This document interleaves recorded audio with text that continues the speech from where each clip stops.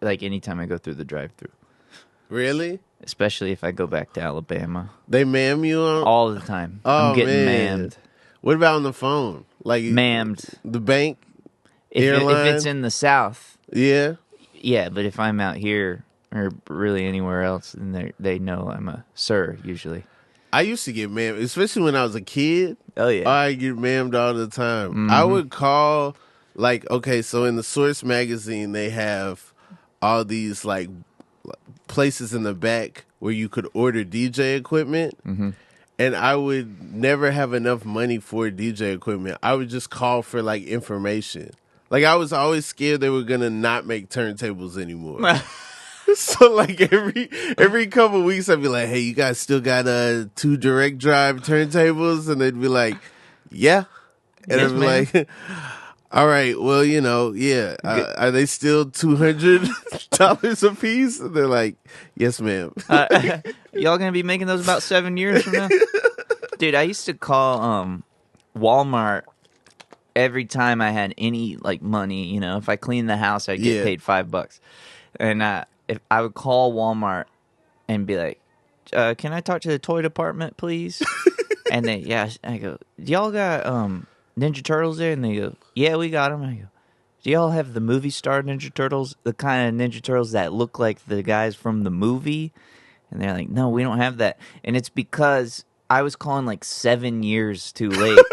Because I had a with taped, the film reel on the box. Yeah. Because I had a taped like cartoon or something that had a commercial of that, and so I would think like, oh yeah, that's there. And it was also like there was a sweepstakes at McDonald's to win a Sega, and I'd be like, Mom, let's go to Sega. My mom would be like, that's from 1991. Man, but being old enough to call the Walmart. Oh yeah, I had no shame. I wasn't afraid of that shit. Some kids are like so scared funny. to call the pizza place. Oh yeah. Nah, I didn't care about that shit. No. I feel like now it might be tough. I feel like customer service was a little better when we were younger. But like now, if you call the pizza place, you might catch an attitude. Maybe, yeah.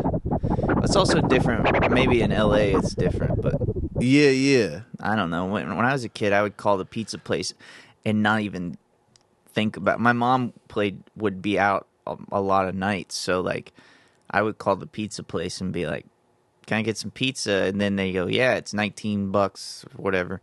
We're on the way." And I'd go like, "Fuck, I gotta get $19 somehow." And I would like go through my whole house trying to find $19 for an hour. Oh man! Like I wouldn't even think about money. And then I think I found the money every time. Really? It was usually like quarters and shit. Yo, paying a pizza dude in quarters is wild. Oh yeah, that's wild. I mean, as a kid, I was a pizza guy for years, and like, if I went to a child and he gave me a bunch of quarters, I'd probably be okay with it. But an adult, right? No way. Yeah, that's a problem. Yeah. Roll them things up. Yeah, at least roll them up right now. No, roll them up right now. I'll get back to Domino's. Roll them things up. One roll is like $10. I need 2 rolls from you. Oh yeah. Damn. Oh, That's Jack. You know this. That's Jack, dude. Yeah. I don't know what this is. You don't know this? Oh, wait. Hold up. We got Whitmer Thomas in the building. Oh, okay. Damn, this is sick. Yeah. It's like playing the golden one. Is this Prince? Yeah. Okay, cool. That's what I was gonna say. It sounds like the bass from like an old Lindrum or a synthesizer from. No, they went crazy with the drum machine. This had a video and Prince was like had half Joker on one side and then half just I guess he was Bruce Wayne on the other side. Yeah, it's confusing though because that's like Two-Face. That's Two-Face. Yeah. That fucking video. Dude, that whole run of that shit is so sick. Like and Tim Burton at first was like, I don't want Prince doing the music for this. I want to be serious. And then he heard some of the songs Prince wanted to do, and he's like, "Oh, never mind. Let's do this. Yeah. Let's use this." I didn't know that. Yeah. I didn't know that Tim Burton and Prince had beef. I mean, at first, until Tim Burton met Prince, and he's like, "Oh no, this is sick." And then Prince wrote a whole album. Right. Yeah, these songs really, some of them don't have anything to do with Batman, but then also some of them are just like, all right, I got a song called Trust. You might need that in a movie. So good. I got The Arms of Orion. They play that when Bruce Wayne and Vicky Vale getting close to each other. Dude, this movie informs so much of who I am as a guy. It's like depressing. And now we got Batman showing back up in this new movie with that right. Michael Keaton. Never thought we had it. Like, my earliest memories are this movie and the this soundtrack. Yeah. Because my dad made me a tape, like a copy of this soundtrack. I had to have been like 1-2 years old. Yeah. Yeah. Same. Dude, I would listen to this shit all the time. I wore the VHS out. Yeah. What a cast. Bring back Billy D. Williams. Come Maybe on. Billy D shows... You know, there's supposed to be a big, like, spoiler thing in this new Flash movie with Michael Keaton. And I'm hoping it's Billy D. Williams as Two-Face. D. Williams as Harvey Dent. That would be incredible. Old. Has to walk with a cane. Yeah. Like, the other face looks terrible. It's just one face is, like, way more aged. Yeah. Damn. I wonder what it is. Mm-hmm. Do you know the Billy D. Williams story? I've heard it that they had a guarantee that he was gonna be Two-Face, and then they had to pay him every movie. Yeah. Yeah. They had to pay him for 4 movies, even though he only did 1. Wow. And then there was like something like that with Marlon Wayans where he was supposed to be Robin. Mm-hmm. So it's just like, yo, we're just gonna pay these black actors to not be in Batman. Yeah, because of fucking... Dude, imagine that. Like, you got the Tim Burton Batman universe with Marlon as Robin, but he's like a... What was he? He was like a car mechanic, Robin? Yeah. He's like an 18-year-old mechanic. I think he's like supposed to be sort of like Lucius Fox, like the Morgan Freeman character's son. He becomes Robin, and then you got Billy D. Williams. That's way better than whatever happened. Right. Tommy Lee Jones was out there acting a fool. Yeah. Well, but also Joel Schumacher got a hold of it. Like a Tim Burton with Billy D. and Marlon might be a little different. He made the black suit. He made the bat suit black. Yeah. You know, so he was trying to make as much black as he could. He tried to make Harvey Dent black, Robin black. Yeah. The bat suit. Did you know the Batmobile? You know what I'm saying? Like, Tim Burton was trying to put black in a little bit of everything. You know. Did you know they did the Robin toy? They made it. They made it. And it was black. It had a high top fade. And then they put some little they painted some curls on it to be like, nah, this is Chris O'Donnell hair. Yeah, and then they painted him white. Yeah. That's so fucking jacked. Yeah, it's crazy. It's nuts. Yeah. We should at least get that in cartoon form. Like, we should get a cartoon and it be the Batman that they wanted to do. Think about the swag Billy D. Williams would have had in Comic-Con if he was in Batman and Star Wars. I know, dude. Just think of how much cachet he would have been with nerds. Like, people already run up on him, call him Lando Calrissian. What if he was Harvey Dent and Lando? It's jacked, dude. I mean, they did do a whole comic book that's like the continued universe of where Marlon is Robin. And oh, really? Yeah, but, you know, make that shit for real. Oh, wait, is that like Batman 89? Yeah. Oh, yeah, I never picked up one of them with the years on it. When I was a kid, I was obsessed with the 60s Batman. Yeah. I would, like, watch it every time it came on. We got FX, and then it would come on FX, and I would, like, I would tape episodes and go back and watch. Like, I didn't know Tubi was coming, you know? Like, I would just go back and watch old episodes. I would be obsessed with it. Yeah.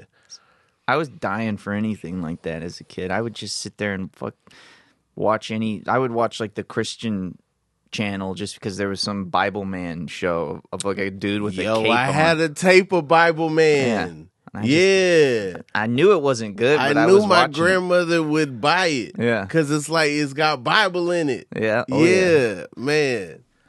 Bible Man. I forgot Not a very all about good it. Not good at superhero. all. I don't think he hit anybody. No, he just read to him. Yeah, he just had on a costume for no reason. Yeah. I don't think he's really breaking any laws. No. He's a vigilante, but kinda. I guess Jesus was a vigilante in a lot of ways. That makes sense. Did you know I was watching Passion of the Christ? I didn't know that. In the movie Passion of the Christ, Jesus invents the table. No. Well, yeah. Mel, no. Yes. His mom, Mary, walks in and Jesus is building something. She goes, "What is that?" And he goes, "It's a table. I think this is gonna be a table." And then what did she say? She says, "Oh, that's awesome." I don't mean whatever. She didn't say that, but it's like that's awesome. Oh, yeah. And then they give me some Jesus. Then they just like go on to the next thing. I'm like, hold up. I do remember that, but I don't remember. Yeah, I forgot about the fact that I was so ready for like to cry that I was just like, our church went like after church. They were like, if you're over 17, then you can go. Yeah. You know, if not, then you have to go with a chaperone or it's all obeying the laws of rated R movies. Oh yeah. And then it was wild. Yeah. Yeah, man. Packed. Yeah, I went. My school was allowed to go. Yeah. And so we all just went, and I don't know. It was gory. Yeah, it was gory. But my buddy got walked the job out. done. We were saved. Yeah, we were all saved, and I mean, since then I've been going to church 4 times a week. Come on. Did you the Passion came out when Hellboy came out? Yeah. Did you live in a part of Alabama where they would change Hellboy on the marquee to Bellboy? No. What? Yeah, there were some places that would have the marquee and it would be like the Passion of the Christ, and then under it would be like Bellboy. Like they were scared to put Hellboy on the sign. Damn. Yeah. I wish. I'm surprised, to be honest. I mean, I did go to a school. My school was real small. Yeah. And I did go to a school where when they taught evolution and science, I'd say half of the class raised their hand and was like, we don't want to listen to this. And they were allowed to go sit somewhere and not be in the classroom. They could just leave. Yeah. They could just leave for evolution. Yeah. Like Charles Darwin. I'm in the hallway. I'm out of here. And I was like, fuck. But meanwhile, they're all doing anal in the woods outside the school and shit. That's crazy. Yeah. What part of Alabama?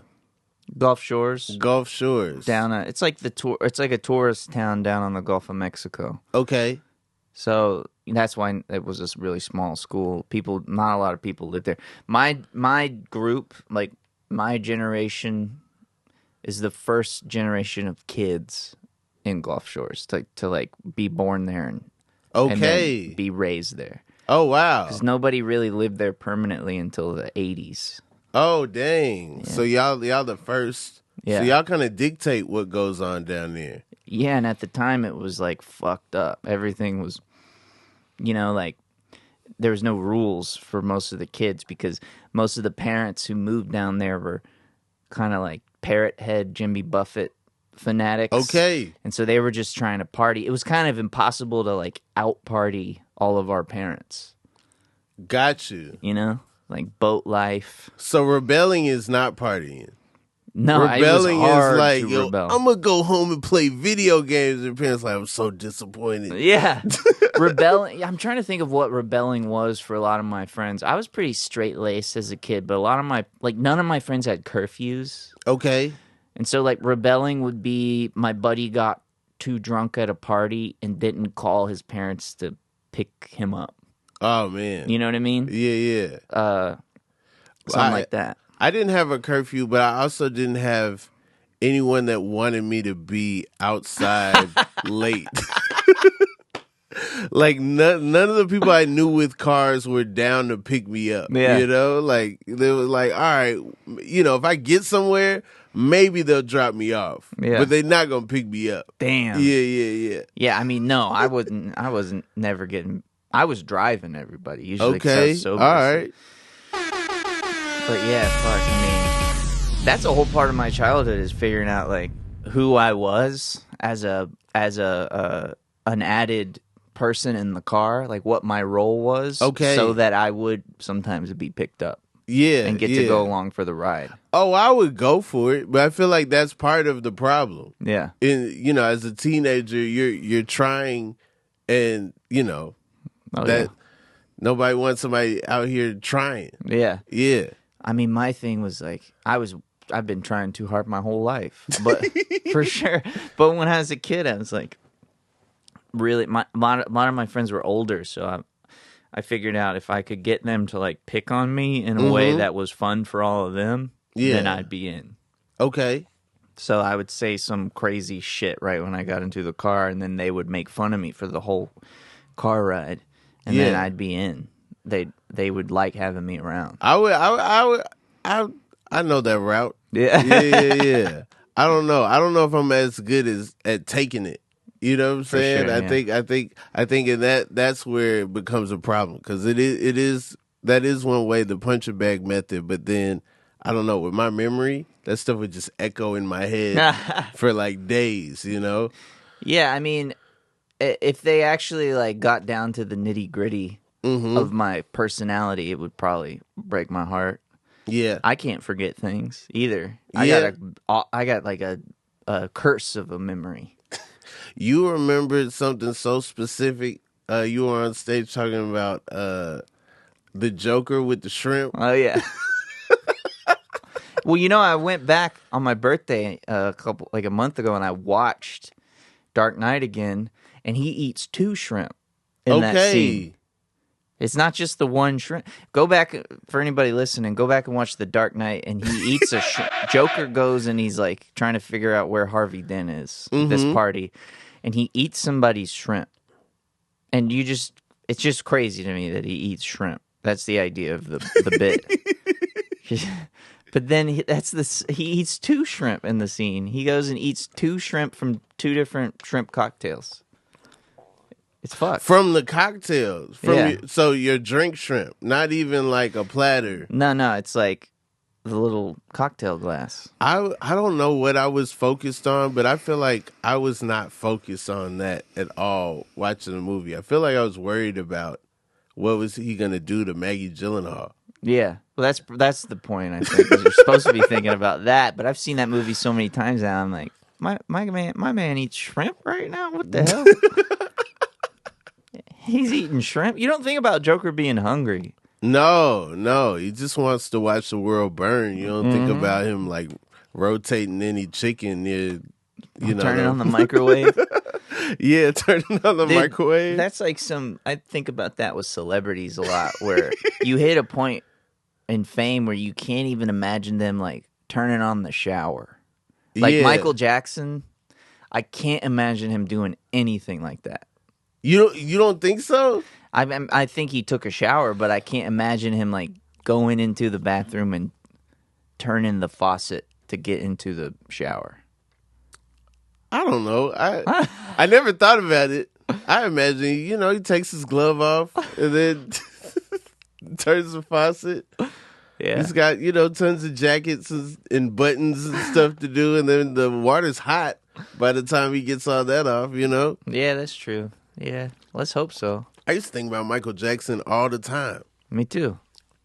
He's the coolest guy on the planet when we were kids, dude. I mean, because, like, the tabloids and Jacko and all that, and then, like, he was the first person I saw wear a surgical mask that wasn't a doctor. Oh, yeah. And so, like, now, that's normal. He was ahead of the game. In a lot of ways, dude. Yeah. Loafers, high water pants. I see people wearing that now. I'm like, you would have got cooked for wearing that growing up. Like, that's crazy. There were so many things that were like exclusive to Michael Jackson in the 90s that Yeah. nobody else could do. Right. A V-neck.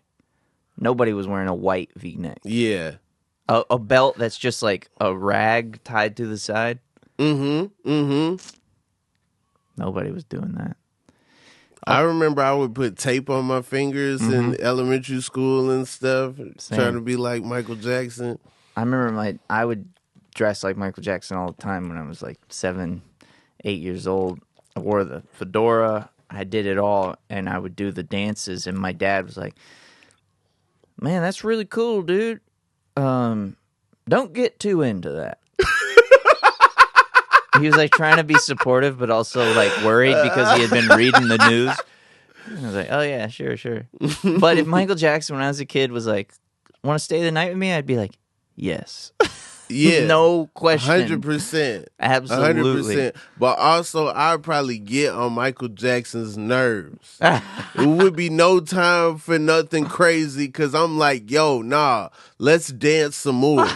Let's do the whole dangerous. Come on. Dude, I used to think about that shit all the time because when I would, if somebody tried to kidnap me, I would annoy the fuck out of them. Right. Like, they would be regretting it after like 2 hours. They'd be dropping me off. Yeah. That's what they said about New Edition. They said New Edition went to Neverland and then they were so bad, they were like, yo, y'all got to get out of here. Yeah. Yeah. That's wild. Whit, what's your favorite color sky? Favorite color sky? I think probably pink. Pink? Okay. Yeah. I went and stayed at a place in Malibu on top of this mountain in Malibu like a month ago. And we were above the clouds. Okay. In a little cabin. I've never seen anything like that. And the sky was pink. Felt like I was in wherever Cloud City? Yeah, Lando lives. Yeah. It was a trip. And so that's my favorite sky I've ever seen in my life. Above the clouds. Mm-hmm. Man. How long is that drive? Like ears popping? Are you okay up there? Yeah, you're okay. I think it's just because you're close to the ocean, I don't know, the clouds are lower or something. But it took like 20 minutes to get up there from the PCH. It's like an elevator or like a road? Like a road, yeah. Big road on the side of a mountain. Just cruising up. Winding road. Yeah. That's crazy. What about you? My favorite color sky, like the sherbety, yellowy, sunset, orange, pink. Yeah. All right, we're the same. We should go to that cabin in Malibu. The problem is that there's no TV up there. So. No TV, which is like all I want to do. Yeah. Even though the sky's beautiful, I'm like, let's watch TV. I'd be bummed out if you leave the TV paused too long and then you see a picture of a nice sky and then you're like, oh yeah. Yeah. I should just go out on the balcony. Yeah, just look at stuff. Yeah. It's crazy, dude. Like right now my TV in my living room is moved because we were doing something in the house. And I'm too lazy to plug it back in and put it on the shelf. So every morning I make coffee, I just sit there in a chair. I don't know what to do. 'Cause I guess I could go read a book or some shit, but I gotta watch YouTube videos of people playing slot machines. That's what I do. Wait, what? So are you only watching videos of people win? Yeah. Are you watching vlogs and people well, there's a guy. I lost $50 today. It's all right, more than see that, you guys man. tomorrow. There's a guy on you'd love this if you're into this kind of thing. There's a guy on YouTube named. This is what got me into all of it. There's a guy on YouTube named Vegas Matt. Vegas Matt. Yeah, he's a dude in his 50s, and he goes out with his son, and he's like, I want to play this slot machine, until I get a bonus. So until you get 3 symbols that give you 10 free spins or something. And so he sees how much money he has to put in it. And he's loaded, I don't know from what, but he'll often just put in $8,000. And then he'll win $800. And he's Put like, in $8,000. Yeah. Get out $800. yeah. And so he's like, that was, he goes, that was a shit sandwich today. Tune in tomorrow. Sometimes he wins, but he's always like, we're only $40,000 down for the month. That's how like loaded he is that's nothing to him. But then there's other people who only post them winning. That's crazy. Oh yeah. Why doesn't he just like set it up for somebody else to win? Like get it so that the next person, that would be a hero. It would be a hero, but there's no way to know that. Even though some people say they like know how to like hack a slot machine, like know how they work, but it's all so random. You can't do it. Have you ever done it? Yeah, I don't like the ones with a screen. I don't trust the screen. You ones. like those old school? I like the old school because it's like a screen. How do I know it's just programmed to just randomly For sure give the one winner? You know, it's math and not like this 7 went around this amount of times and this symbol. Yeah, no, I like those old ones too. I mean, dude, I fucking love casinos, man. Was there a casino by Gulf Shores? There's one an hour and a half away, but I never went to it because I wasn't into it when I was too young. That's when I lived there. But no, I was just on tour for a month. I got off like a month ago, and I went to 17 casinos. 17 casinos? Because my buddies in the band were also into gambling, so we would go. Probably every other city, we would just look up casino after the show and drive to whatever was the closest one. Oh, wow. Yeah, man. And also, hotels at casinos are always cheaper because they know that you're putting all your money into the machines or onto the tables.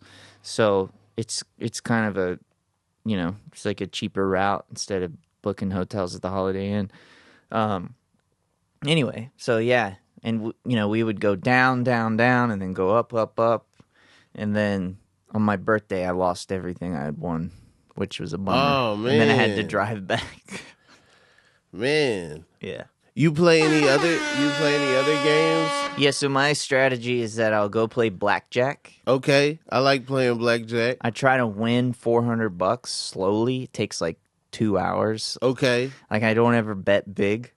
Yeah. Until I'm up like couple $100, and then it takes a couple hours. It's just like, okay, I'll sit here for 2 hours and play blackjack, and then if I win $400, then I go and spend that on a slot machine, and then sometimes a slot machine will then hit, and then you win some more money, and then try to call it, but that takes so long. It's like that's the whole night right there.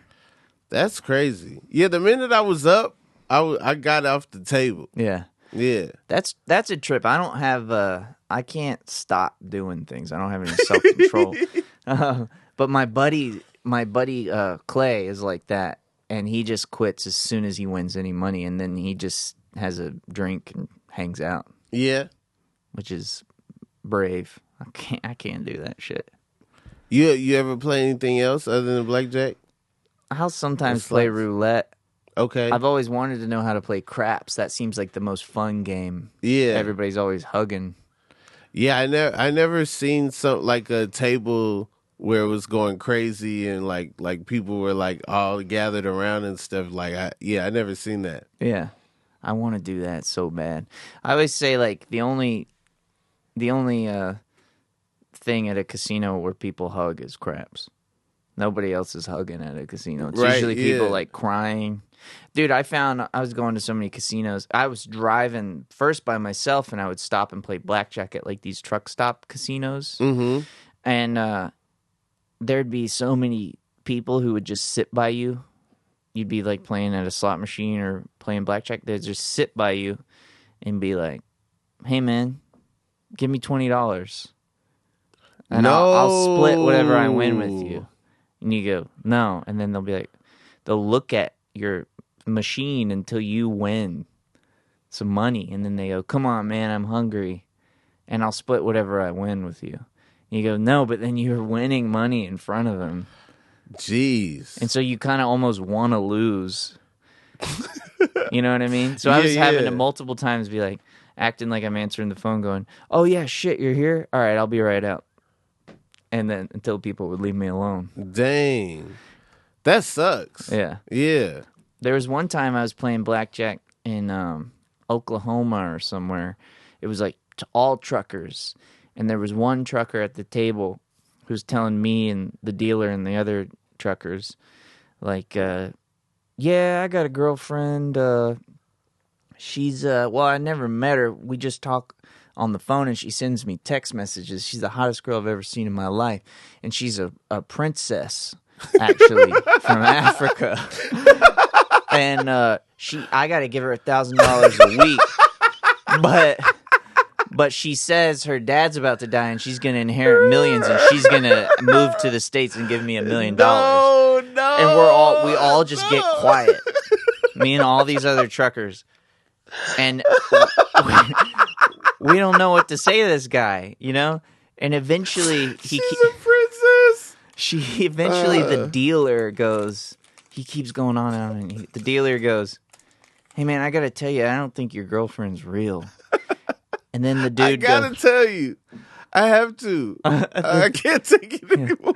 He goes, I gotta tell you, I don't think your girlfriend's real, man. And the dude goes, I know. He goes, I just like having someone to talk to. Oh no, man, that's a bummer. Man, but he seemed, yeah, seemed happy. I don't know. Hey, truck driving is a good job. You make a good living. Yeah. You can afford the $1,000 a month bill. That's crazy. For sure. I mean, they kept asking me, they're like, they found out I was a comedian.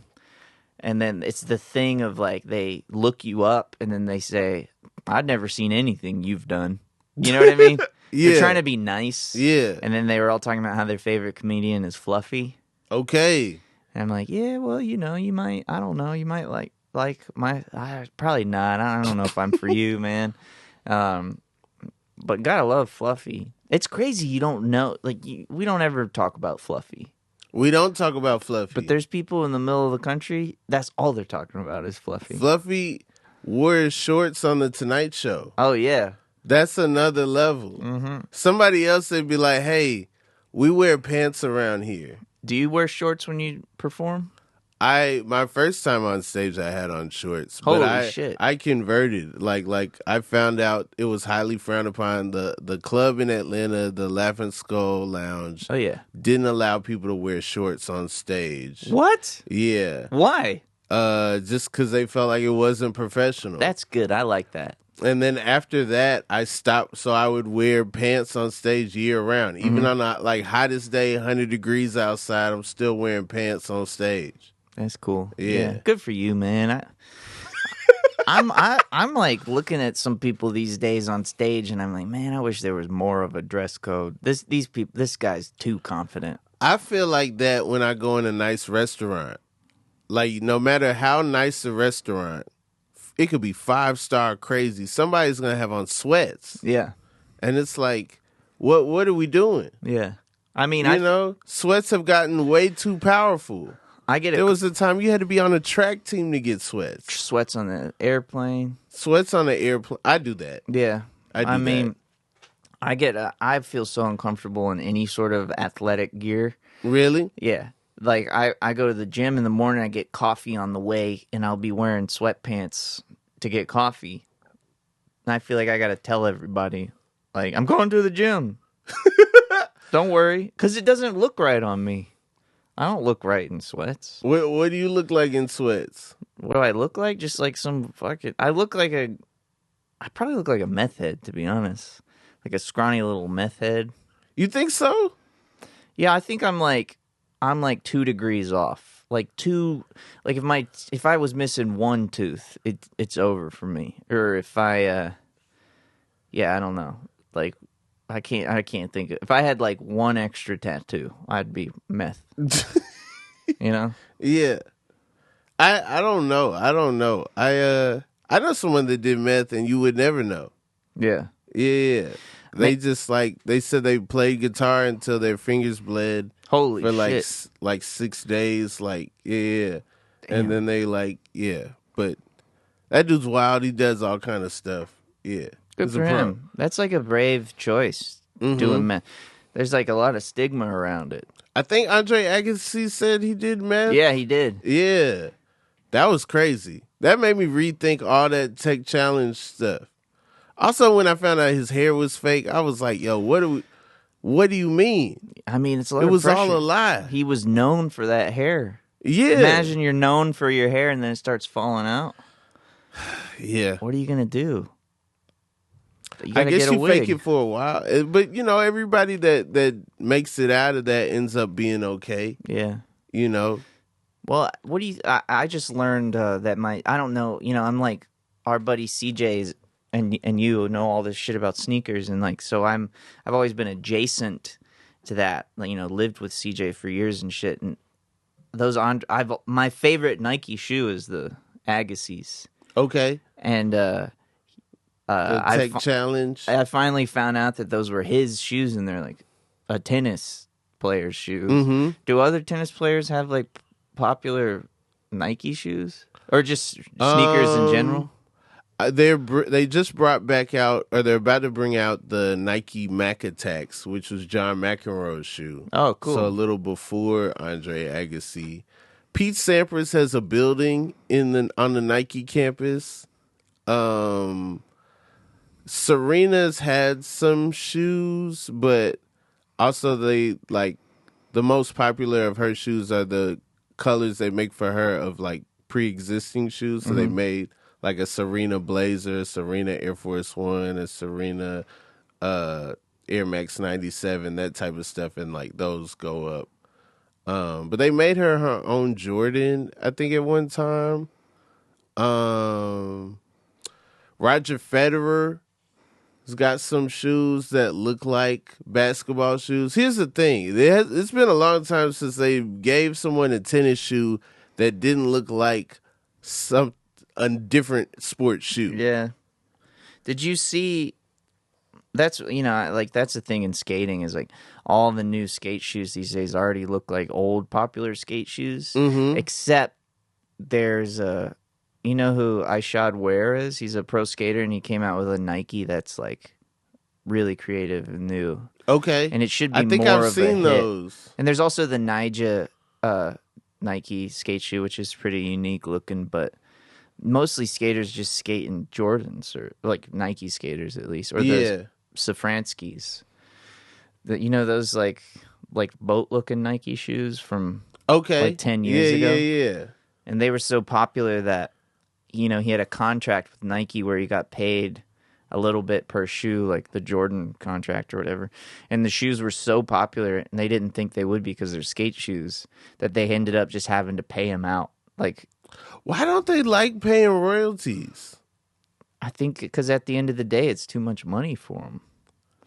For the person, they're like, we're making this person too rich? Like, I don't understand. Yeah, I don't get it If you either. got a hit and this person's name is attached to the hit, why can't they get a portion? And then they tried to make them where they took his name off. Right. Then they do that. People weren't as interested in that. Right. Nah, I want this name that I had to learn how to pronounce. Yeah. Like, put that back on the shoe. That's part of it. Yeah. When people ask me what it is, I don't want your little cute Nike name. Yeah. Give me that Safransky. Give me that Safransky.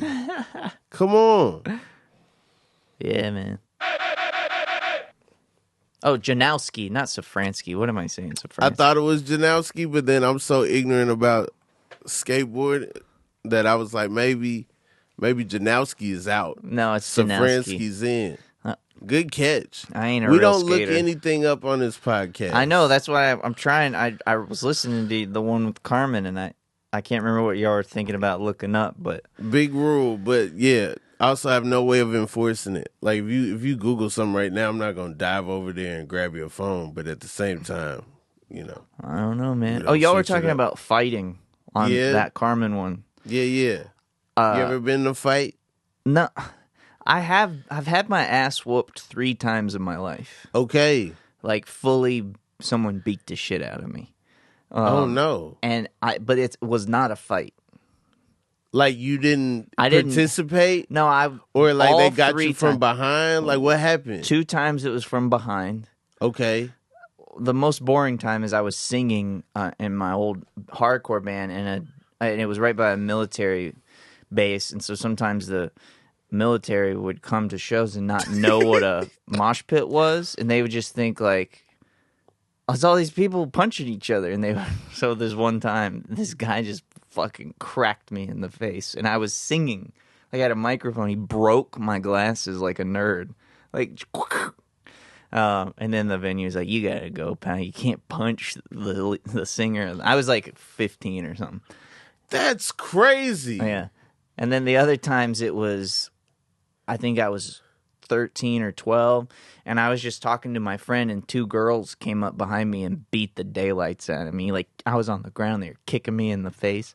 And then they suddenly stopped, and they looked away, and then they go, "Oh my God," and they picked me up. I'm like, "We're so sorry.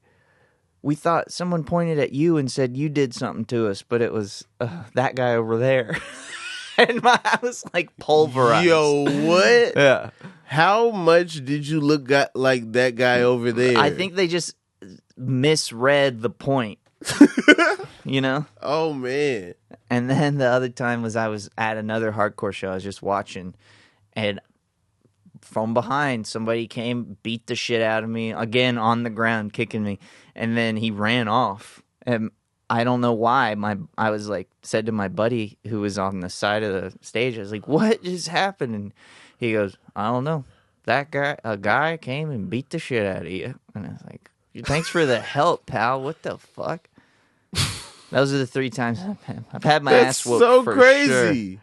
Yeah. They're all been like in public with like a lot of witnesses and stuff. Like none of them been like dark alley. No. You know, like somebody tried to rob you or something. It's just all been like at shows. Hell yeah. That's crazy. Mm-hmm.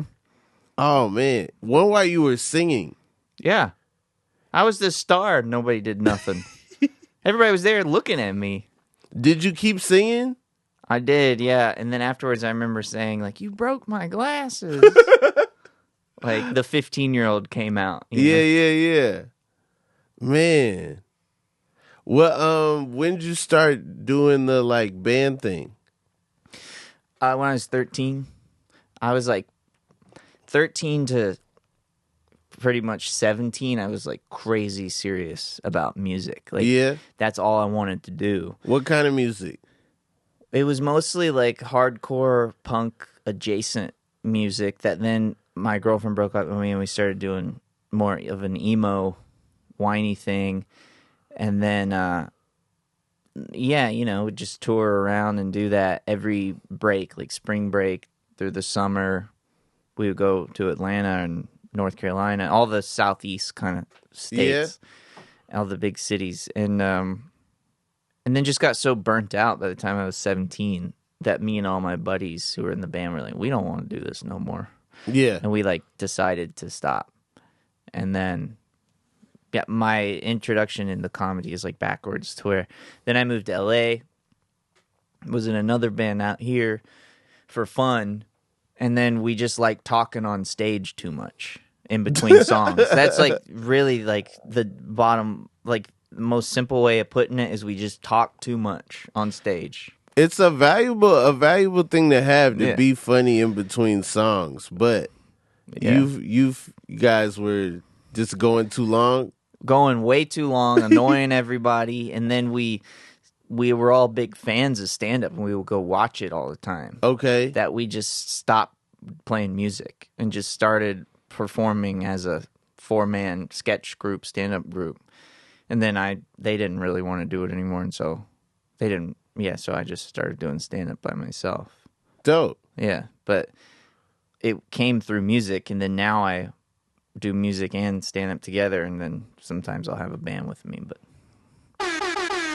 if Whit's in your town, make sure you go out to see him.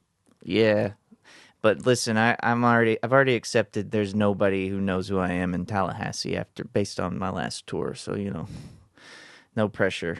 Okay, if you're in Tallahassee, let Whit know that you know who he is, you know? Yeah, by coming to the Yeah, show. yeah. Come to the show, you know. You know, you ever have like a run of really solid shows where there's great crowds, Mm-hmm. and you're like, I've arrived. Here we Yeah. are. And then you do one where it's like, fuck, nope, nobody's here. I'm back square one. I'm pure shit. All right, that's what happened in Tallahassee. Like I did this school and they had this thing where they were like, "Oh, we have this one day. It's called Mountain Day, and that's where everybody runs up a mountain." And then, like, you know, the schools cancel that day, and then they eat stuff. They have a party on the top of the mountain. They booked me on Mountain Day, which means nobody like on that campus was like, we can't have Mountain Day this day. Right. We got this comedian coming in. Yeah. So everybody in the crowd's just burnt out. They're just tired. Oh, yeah. Because they are the few people that went to Mountain Day and still tried to go to the comedy show. Right. Also, it's like half empty and there just could be more people there. Mm-hmm. But any other day in the school year would have been better. Fuck, dude. I mean, it's like performing at a music festival where it's like, why the fuck would anybody... Billie Eilish is playing next door. Why does anybody want to listen to me talk about how Joker eats shrimp right now? I don't know. I haven't done a music festival. I imagine it would be challenging. I mean, all you are when you play at a music festival is it's usually an air-conditioned room for people who've taken too much ecstasy to go sit in. That'd be dope. A room, like an enclosed area. I'm imagining like on a stage. Oh, I've never done it like that. At a festival, like outdoors. Nah. Great sound for music, horrible sound for comedy. You hear yourself 3-4 times in your ear. No one, no reaction. Yeah, daylight. I mean, yeah, dude, it's a trip like what they put you through at some of those. I haven't done a college gig in a long time, but like I don't know how they plan them, but it's always seems to be there's some shit going on. It's always an apology. Yeah. It's always like, yo, I'm sorry, man. Like normally we don't do this on Mountain Day. Yeah, normally we don't do this on Mountain Day. We're tough on comedians. Or you get that, yo, we're tough on comedians. And it's like, thank you. Y'all are 18. I'm leaving. I'm paid to be here. I mean, what are you talking about? That's such a terrible... Some people are like, nothing makes me laugh out loud. Right. What the hell kind of life is that? Like, nothing makes you laugh out loud. All right, you're probably a bad person. Yeah, like the person that sits front row at a comedy show and then they don't want to laugh. Yeah. And it's like, I'm not going to try to tickle you personally, No. like this is for the whole room. You in the room. You hear what's going on behind you. You don't want to be in it, that's fine. Yeah, dude, I did a whole show in New Orleans where I couldn't even get them to applaud. Like, man. From the jump, like, I said, how's everybody doing out there when I walked out on stage? And it was nothing. No applause. It was like a packed room. And then when I did an hour, I got off stage by saying, like, I just want y'all to know that I'm okay.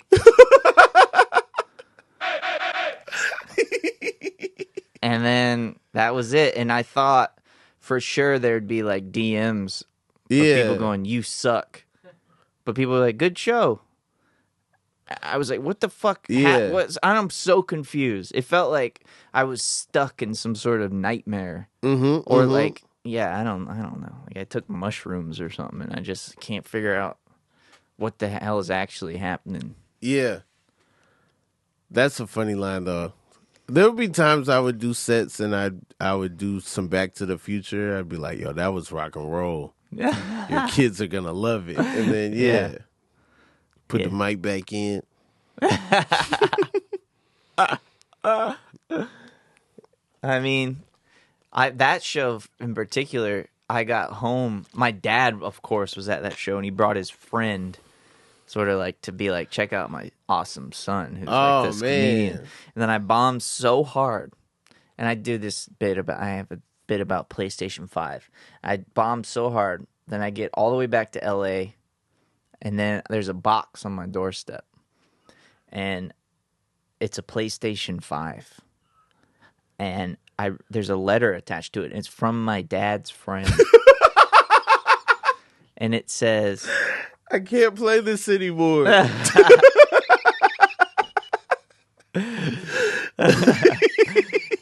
it says, I just want to let you know that I think that you're very resilient. Oh, man. And I know you make fun of PlayStation 5, so I thought maybe you should try one out yourself. Don't ever give up or whatever. It's like a vibe of like, listen, man, you don't got what it takes, but you know, good for you. That's crazy. Yeah. PS5, that was like competitive to get. Oh, yeah. Yeah. And he's like did all the work to be like, yo, here you go. Well, he wrote in there, I came into some money recently. Okay. Like, Okay. All right. Yeah. So, appreciate it. I play it. Playing that Star Wars game, you know. Dope. Yeah. It's fun. They don't have a comedy club in New Orleans. No. And I think there's a reason. Yeah, because people are sleepy, dude. They've been fucking drinking hurricanes all Boozed day. up, eating the best food in the world. Yeah. And it's like, what do you got? Jokes? Yeah, nobody wants to sit in a crowd and listen to a person talk. They want to like listen to music, have a drink, talk to amongst themselves. They don't see something wild. Yeah. They're not. I feel like Eric Andre probably is like a great New Orleans comedian. Like probably. Or if like the Jackass crew went and did a live show down there. Yeah. That would be great. Whit, do you believe in other universes? Yeah, of course. I think it's like sort of conceited not to. Okay. Or narcissistic. A little arrogant to be like, it's just us. Yeah. That's Jack, dude. There's fucking... We don't know shit. All we know about is the moon. That's the only place we've been to. I guess. I mean, we sort of been pass up the moon and just start worrying about other stuff. It's right there. I remember how big the moon was until like 98. People sort of started we stopped talking about the moon. Yeah, like 98 is when the moon went out. The moon and stuff. You know, that was like still huge. Nowadays, I don't know if kids do they know about the moon. Like, do they know about moon rocks? Well, see, they're growing up with skepticism. Yeah. If you watch the Minions, they make it seem like we faked the moon landing. Like, that's canon in the Minions universe. Yeah. You know, so these kids are growing up with their tinfoil hats. So Kevin and Bob, who's the rest? Them little yellow guys? Damn. Yeah, they're fucking all these kids over. Maybe. The moon was a big deal. If I ever have kids, I'm going to make sure they know about the moon. That's what my dad was obsessed with, the moon. Yeah. Like, he was from that era where he thought he was going to be an astronaut, you know? Yeah. Like, yeah. The moon was big. I don't think anybody... Space helmets, no cartoon, no nothing. Kids just was wearing space helmets. I had one. Yeah. I feel like astronauts are kind of like Hooters girls in a lot of ways. Like, that was a huge thing to be in the 90s or even before. People don't really want to be Hooters girls anymore because of the stigma. Same with astronauts, but it's not because of stigma. It's just because we don't talk about the moon enough. You think people don't want to be astronauts anymore? You don't ever hear anybody want to be an astronaut. It's rare. It's very rare. It's very, like, competitive. Yeah. I don't think everybody's cut out to be an astronaut. You got to have the combination of the physical and the mental. Yeah. You know, you got to be able to pass the test. You got to know all kind of science. But then also you got to be able to sit in that thing and have your face flop around. Yeah. I'm not down. I don't want to do that. Yeah. Do you think about there's other universes? Oh, all the time. All the time. Sometimes I think that the universes that we create on this podcast, that's when they get made. Like, there's somebody like, oh, that's a good one. And then they just put that out there. That's cool. I mean, hey, there's always what's the deal with Men in Black? There's like What's the deal with Men in Black? There's like the universe and the guys. Marbles? Yeah. Yeah. What is he? His That like freaked me out. The end of Men in Black where it was like, wait, what? What did y'all just do? Y'all just ended it with like, we're in this whole thing of marbles and then he's shooting marbles around? oh yeah. Crazy. Dude, when I saw Men in Black when I was a kid, my dad took me, and I thought the movie, I was having such a good time that it felt like the movie was 20 minutes long. And when it Yeah. ended, I said to my dad, it's not over. And he was like, yeah, man, the movie's over. And I was like, what the?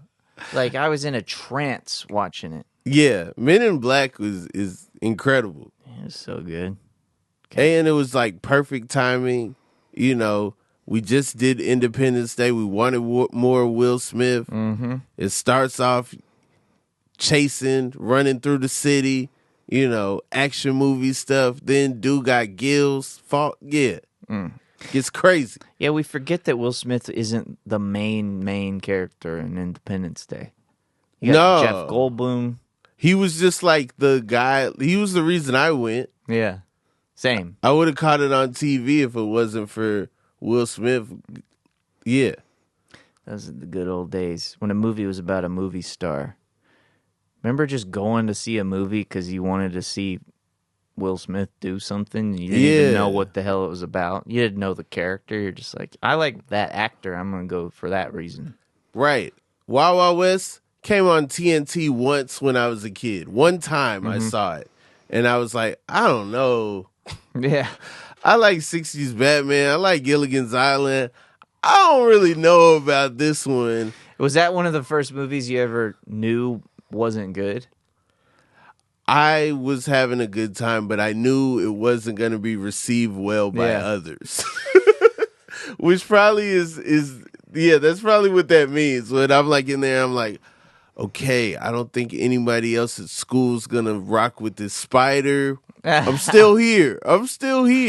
Yeah, dude, I think that might have been one of the first ones for me. That one, Batman and Robin, I was like trying to like it, but I couldn't quite get over the hump. And I just kind of knew, like, nah, this ain't good. The opening scene in Batman and Robin, you can't tell me that wasn't two kids in a boardroom playing with toys. Right. And that's how that happens. That's like the hockey players? If you describe it to somebody, then you'll sound crazy. Yeah. The Batman, Robin, Batman's got a bank card with the bat symbol on it. He's like, I don't leave home without it. Yeah. Like, you in commercial town before you even get started. They get down there. Mr. Freeze is trying to steal this big diamond. Batman, he freezes the floor. So now it's too slippery. Batman and Robin click their heels together. Blades come out. Yeah. Now they got ice skates, which means blades have been in their feet this whole time. Why not click one of those blades out and just kick somebody and cut their head off? Why didn't with the it? blades come from the side? Why did they come out this way? Yeah. That means, not a those lot of blades? room in these boots. Now y'all skating. Y'all playing hockey with the henchmen. Your man, Mr. Freeze, gets in a rocket. Yeah. Goes straight up. They got some suction cup things. They hold on to the rocket. Now they just out there in the sky. Mr. Freeze got some kind of like glider thing. He gets out. They get in there. They kick the doors off. And then they surf back down on the doors of the rocket. Oh, yeah. That was in the trailer. They sky surf. Luckily, there's a big statue of like a dude in Gotham that's a big slide. And then if you could just get on it at the right time, you could just slide down to safety. Oh, yeah. Fuck, dude. All improv. None of this was planned. They didn't plan on surfing on doors. It just worked out that way. Yeah. I mean, shit. They're talented, man. They got to know how to do so much shit. Right. God damn. They don't even take a class. I think Mr. Freeze says you got to chill. You got to chill. Oh, yeah. He says all kinds of... He says, cool it. Cool it. Yeah. Oh, man. Love Vivica Fox was on the cover of Jet magazine in her, like, she's got one line in the whole movie, and Jet Magazine was like, Vivica Fox. She's in Batman and Robin, one of the stars of Batman and Robin. That's crazy, dude. I mean, talk about fucking movie stars, though, at the time, because she was, to me, she was a massive star. Right. Yeah, no. Even though she had one line in that movie. One line she just in that played movie. like the babe at the ice house. Like Drew Barrymore in Batman Forever. Yeah. Sugar and Spice. Yeah. I think, what was she, Spice? She was Sugar. They were in the Genesis game. Oh, yeah. They were, and that was the one where it was like photos of the people to where the graphics, like, kind of not worth it. Nah. It was exciting at the time. Well, this is the thing. The best part of the game was battle mode, where you just fight with characters. Because if you play in the game, it's no fun.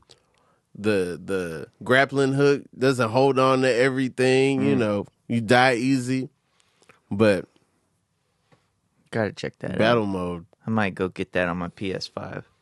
You can do that? I don't know. Maybe you can. You can get Batman Forever on the Genesis on the PS5? Maybe. I don't know. Let's hope. Yo, y'all make it happen out there. With anything you want to promote, anything you want to tell the people where they can find you? Nah, just follow me in all the things. Whitmer Thomas. Whitmer Thomas. Yeah. On all the things. Yeah. Oh, and I got a bunch of shows in LA. All the middle Sundays of July at this place called Permanent Records. Come out. Oh, if you're dope. in LA. Dope. Yeah. Are you on the inside or the outside? Inside. Dope. Yeah. Heck yeah. Yeah, man. Thanks for having me on this thing. Thanks for doing it. We're glad to have you. As you guys all know, we're recording this on the anniversary of the Inconsistent Podcast with Rob Haze. It's been a full year. Thank y'all for all the support, all the love, all the comments, all the people on Discord, the big tippers, the people on Patreon. We appreciate y'all so much. This has been the Inconsistent Podcast with Rob Haze. You.